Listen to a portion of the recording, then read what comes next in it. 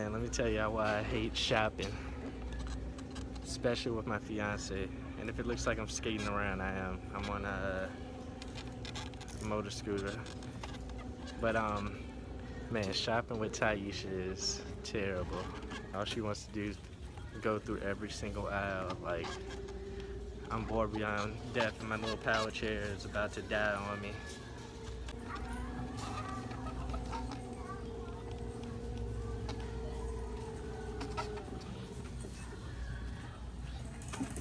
You see anything?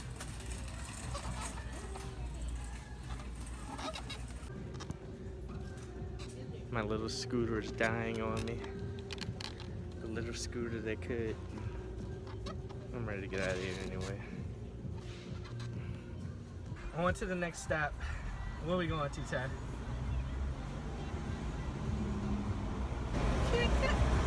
Tell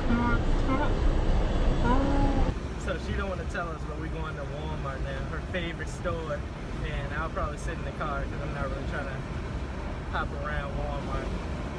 Alright, so I just dropped her off at the door so she could just run in and pick up a few things that we needed for tonight's dinner.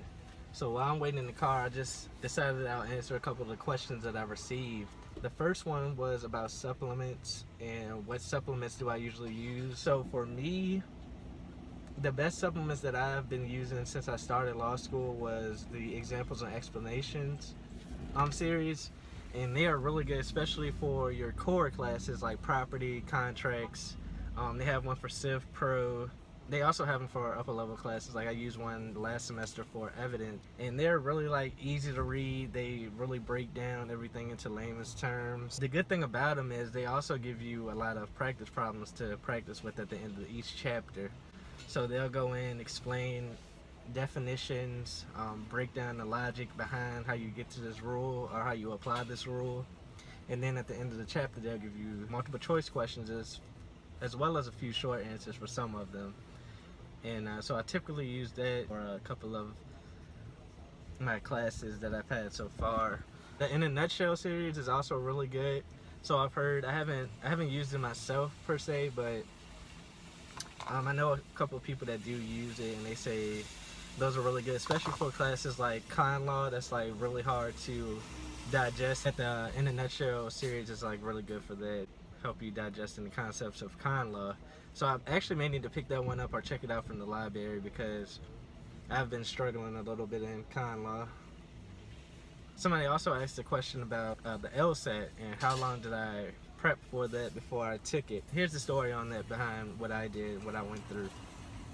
So they had plenty of programs out there that promised to get you like a 160, 170 score first try and whatnot.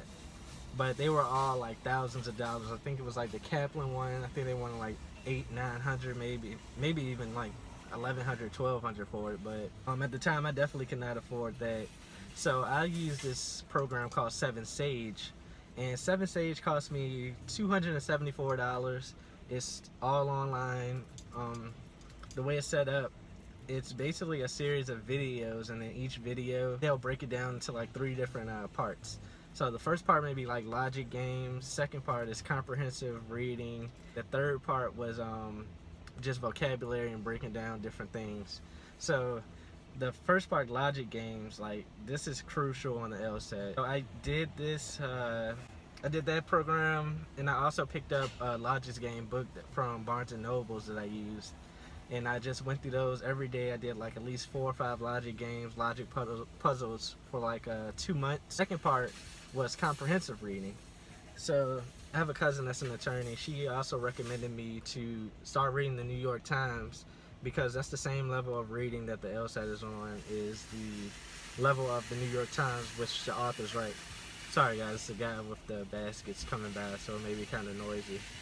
But the reading level is on that scale, so if you want to begin like just picking up the New York Times, reading a couple articles a day, that'll definitely help you out with reading comprehension.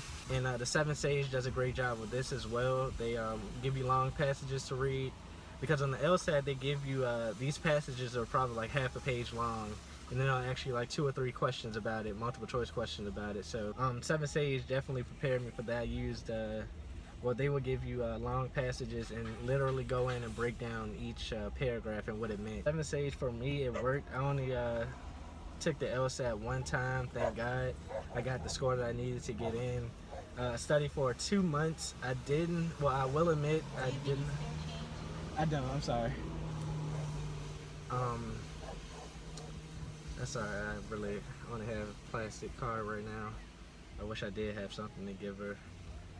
But back to what I was saying, I studied for 2 months, went in and took the LSAT and got the score that I needed.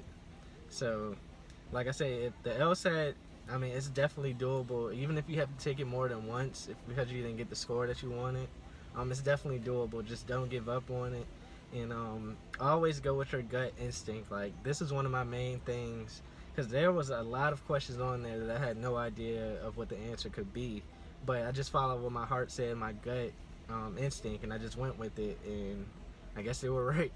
And also, another thing on the LSAT, always choose an answer. Like, never skip an answer, because they don't deduct points for you getting it wrong. They only give you points for getting it right, if that makes sense. Make sure you answer every single question when the timer or the proctor tells you, like, hey, you're down to the last 5 minutes and you still have 20 questions left.